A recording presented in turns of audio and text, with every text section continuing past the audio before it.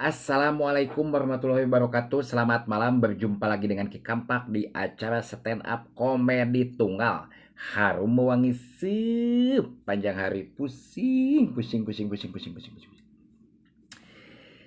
Ki Kampak rek mere judul gara-gara umroh balik jadi sangsara. Ki, emang aya anu kitu? Lain aya deui ngajuta. Geningan nepikeun kaki tu siki nepikeun ka ngajuta.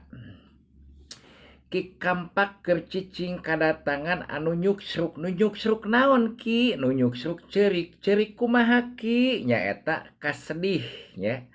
Ngungkapkeun kasedih bubuhan akrab jeung Ki Kampak. Kunaon maneh Jang cek Ki Kampak teh da sahandapeun Ki Kampak nya. Duh Ki, uing mah bener aya nama euy. Kunaon padu bener wae buat yang salah di dinya Heueuh Ki, uing aduh pusing Ki aya nama Ki. Usaha teh keur bingung Ki. Maksudna bingung kumaha Jang? Heueuh uing gara-gara balik umroh hirup jadi sangsara Ki. Uing teh nepikeun ka mobil dijual, sawah dijual, sapi dijual, kebon dijual, ayeuna teh beak Ki, pake naon beak? Pake kehidupan Ki, zaman ayeuna susahna apal meureun teu nyaho cek Ki Kampak teh, da maneh mah senang. Heuh beak kabeh Ki balik umroh teh.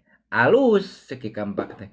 Berarti maneh eta kokotor maneh leungit. Tah anu nyesa teh ieu meunang jerih payah maneh ieu nu aslina. Nyasa naon? Heuh nyasa budak imah jeung uing aya pontang-panting deui usaha Ki.